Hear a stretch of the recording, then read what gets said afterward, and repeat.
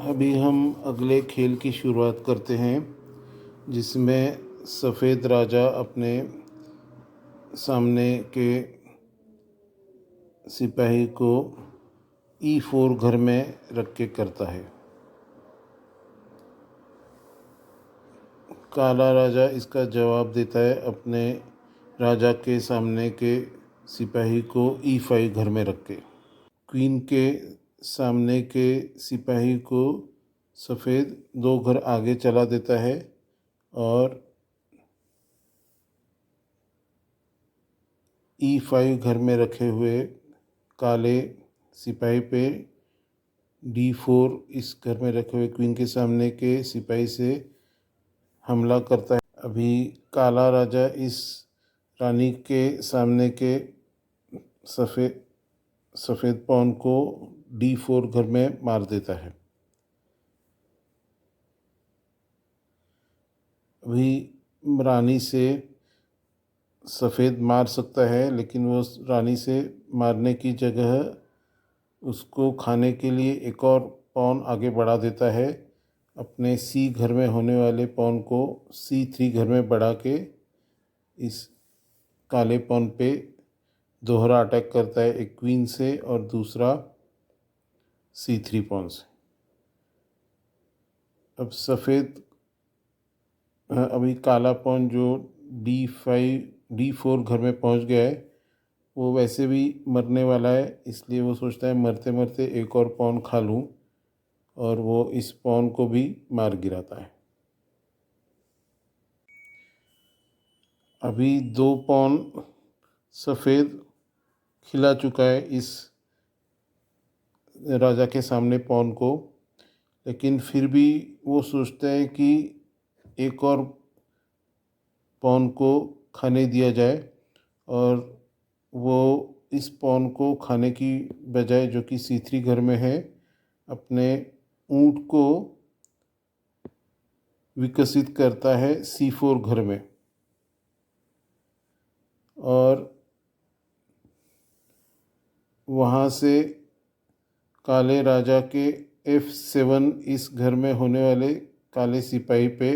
हमला करता है, जो कि सबसे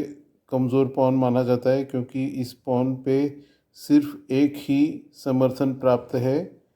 राजा का, बाकी किसी का इसको समर्थन प्राप्त नहीं। इस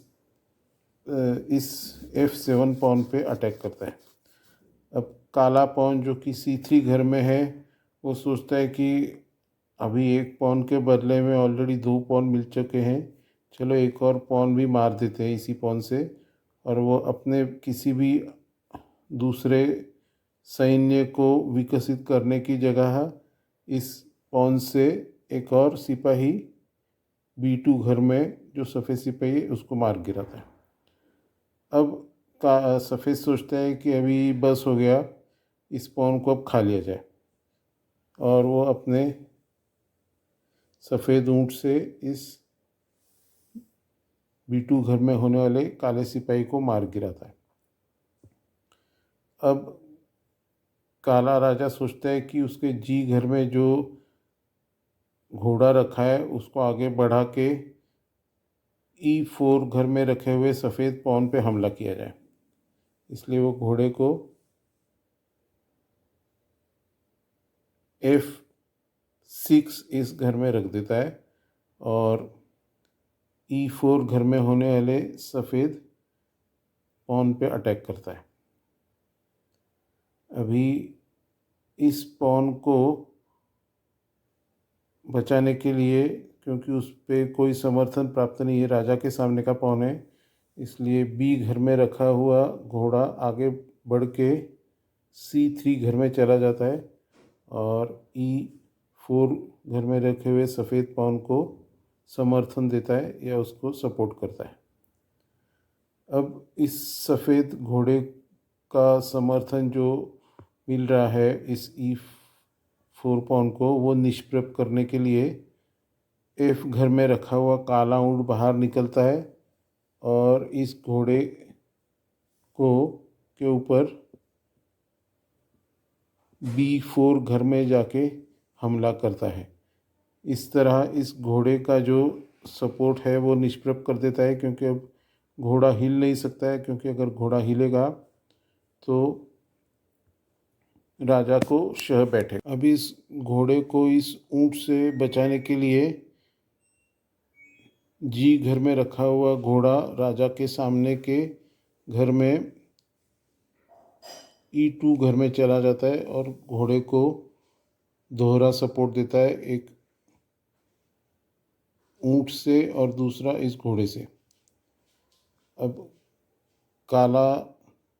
राजा देखता है कि अभी इस पॉन पे E4 पॉन पे जो सपोर्ट है वो कोई नहीं है, इसलिए वो अपने काले घोड़े से E4 पॉन को मार गिराता है और उसका काला घोड़ा F3 घर से E4 इस घर में चला जाता है और C3 घर में रखे हुए घोड़े पे दोहरा अटैक करता है।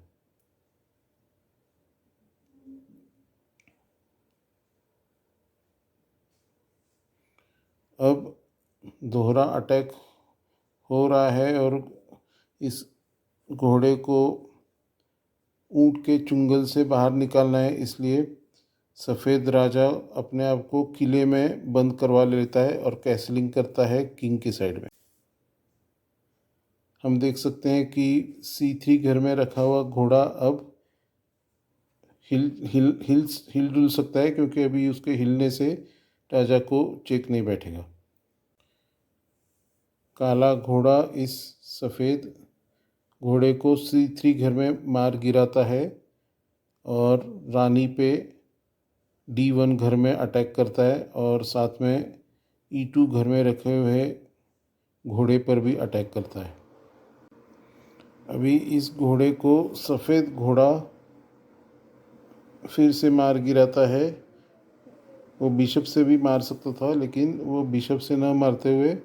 अपने घोड़े से घोड़े को वापस मार देता है। अब काले के पास कोई ख़ास मूव है नहीं करने के लिए, इसलिए सोचता है कि अभी अपने राजा को भी किले के अंदर बंद कर दिया जाए, जिससे कुछ सुरक्षित हो जाए। वो कैसलिंग कर लेता है। अभी इस कैसलिंग के जवाब में घोड़ा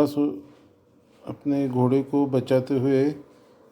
C3 घर में रखा हुआ घोड़ा D5 घर में चला जाता है और काले ऊंट पे B4 घर में फिर से हमला करने लगता है। इस हमले से अपने आप को बचाने के लिए काला ऊंट C4 घर में चला जाता है। अब सफ़ेद एक बहुत ख़तरनाक चाल चलता है। वो ज़्यादा कुछ टेंशन ना लेते हुए घोड़े को सीधा ले जाके F6 घर में रख देता है और राजा को अपने घोड़े से शह देता है। अभी इस घोड़े को अगर रानी मारने को जाए तो उसको पीछे B2 घर में बैठे हुए ऊंट से समर्थन प्राप्त है, इसलिए कम ओहदे वाले घोड़े की जगह पे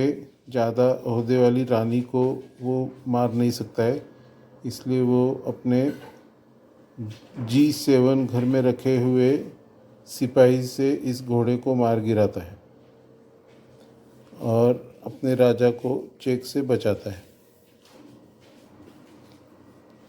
अब मौका देखते हुए सफ़ेद अपनी रानी को या क्वीन को D1 घर में से निकालता है और G4 घर में रख देता है और काले राजा को सीधे चेक देता है। अभी इस चेक से बचने के लिए काले राजा के पास कोई उपाय नहीं है और उसको ज़बरदस्ती अपने राजा को H8 इस घर में शिफ्ट करना पड़ता है। अब H8 घर में जाने के बाद काली रानी H4 इस घर में जाके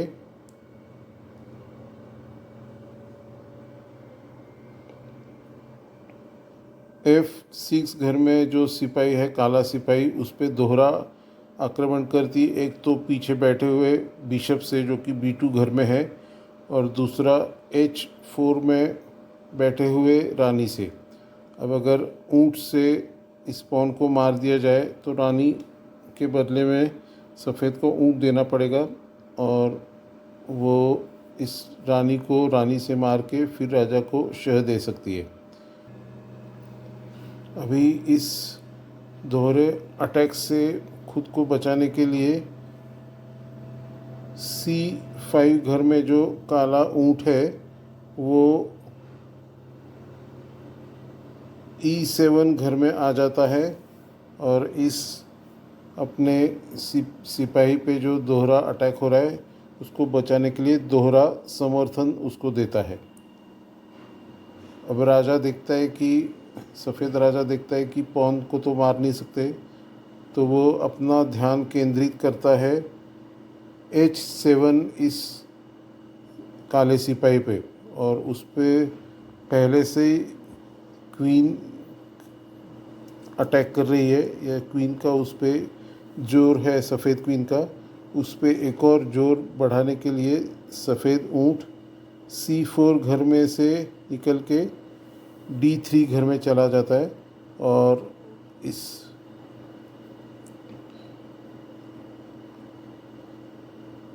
पॉन पे जो कि H7 घर में है उस पर क्वीन और ऊँट दोनों से हमला करता है। अभी इस मात से काला अपने आप को किसी भी तरह बचा नहीं सकता है, फिर भी वो आखिरी कोशिश करने के लिए अपने हाथी को F8 घर में से निकाल के G8 घर में रख देता है, और इसके बाद हम देख सकते हैं कि रानी अपने D3 घर में जो ऊँट रखा है उसके सपोर्ट में या समर्थन में H7 घर में रखे हुए सिपाही को मारती है, राजा को चेक देती है, और काले राजा पे मात हो गई। धन्यवाद देखने के लिए।